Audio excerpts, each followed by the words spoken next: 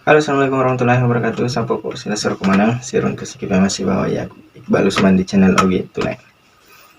Nah, di podcast kita kali ini saya tidak sendirian, saya ditemani oleh sahabat saya.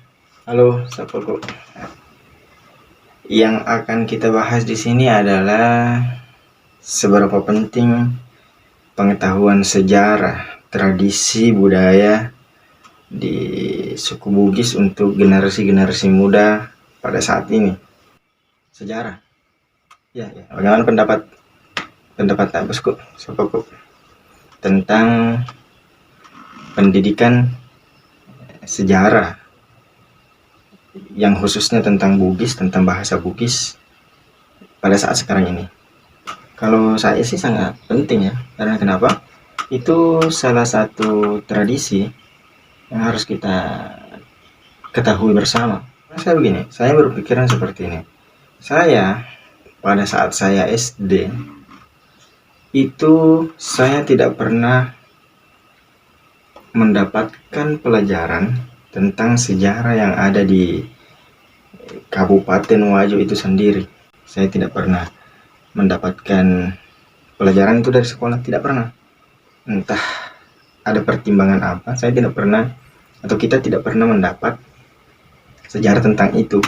Ya, itu kita ketahui saat kita dewasa seperti ini. Pelajaran bahasa Bugis pada saat itu atau muatan lokal yang biasa kita dengar itu sering sekali memberikan contoh atau bacaan-bacaan cerita-cerita Bugis, akan tetapi tidak ada kaitannya dengan sejarah, tidak ada kaitannya dengan pendidikan bahasa Bugis.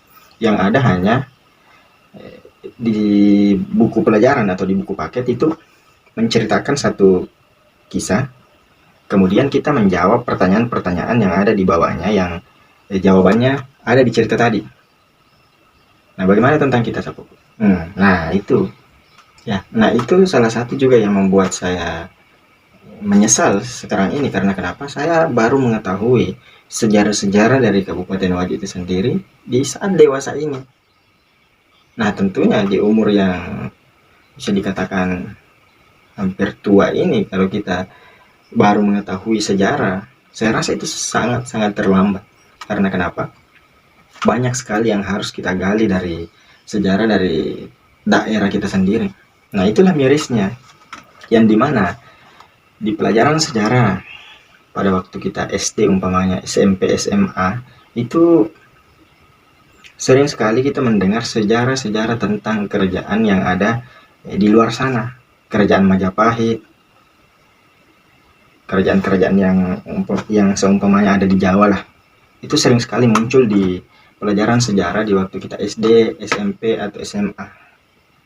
Tanpa kita sadari bahwa ada sejarah khususnya di tanah Bugis, di Kabupaten Wajo itu sendiri yang harus kita pelajari. Nah, begitulah. Saya juga tahu dari sejarah-sejarah yang saya ketahui sekarang ini, itu saya kebanyakan tahu dari Google, dari YouTube. Jarang sekali yang ada mengupload di blog, atau mungkin ada di buku-buku seperti buku Ilagaligo, akan tetapi mungkin sudah agak susah untuk kita dapatkan di waktu seperti ini. Banyak juga orang-orang yang terdahulu yang memiliki keturunannya yang memiliki buku-buku seperti itu, akan tetapi dia merahasiakan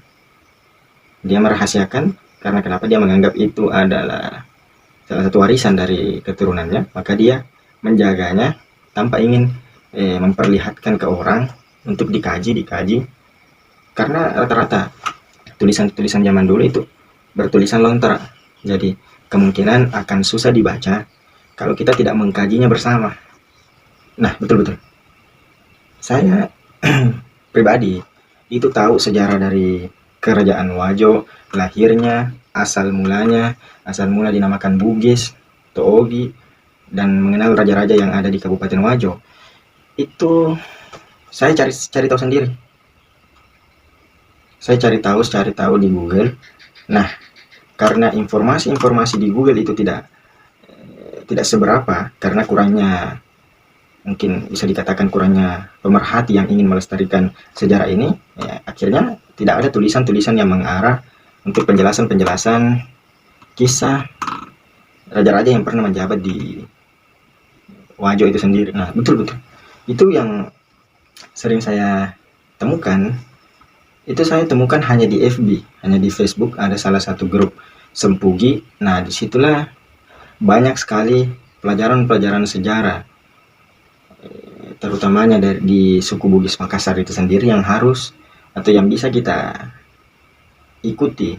Kita bisa jadikan referensi sebagai ilmu pengetahuan baru untuk kita. Nah, itulah saya pernah berpikir begini, bagaimana kalau kita upayakan ke dinas pendidikan atau kebudayaan umpamanya, agar senantiasa tidak melupakan pengetahuan atau tidak melupakan pelajaran sejarah bahasa Bugis, sejarah Kabupaten Wajo itu sendiri, sejarah kerajaan-kerajaan yang ada di Kabupaten Wajo itu sendiri. Karena jangan sampai umpamanya lontara kita, jangan sampai itu bisa dilupakan, terlupakan umpamanya hanya karena ingin mengikuti trennya zaman. Nah, lontara ini sendiri sangat penting. Ya, ide yang sangat bagus. Nah, kita tidak bisa menghadirkan secara secepat itu, tapi mudah-mudahan orang dari Dinas Pendidikan atau Dinas Pendidikan dan Kebudayaan menonton video ini menjadikan dorongan agar mengikuti perkataan saudara tadi untuk menghadirkan pelajaran ini lagi tentang sejarah berdirinya Kabupaten Wajo dari Tomanurung sampai adanya Raja-Raja Wajo dari Batara Wajo, Arung Matua Wajo. Itu sih sangat penting, sangat menarik, banyak sekali. Dan kalau kita adakan eksperimen untuk mewawancarai anak-anak sekolah, anak SD, SMP, SMA, kemungkinan besar 90% jarang ada yang tahu siapa raja yang pernah menjabat di Kabupaten Wajo itu sendiri. Kita tidak perlu terlalu melenceng ke sana karena itu bukan wewenang kita untuk menghadirkan itu, tapi ini hanya untuk mengingatkan ke Dinas Pendidikan bahwa itu wajib. Pelajaran-pelajaran seperti itu wajib.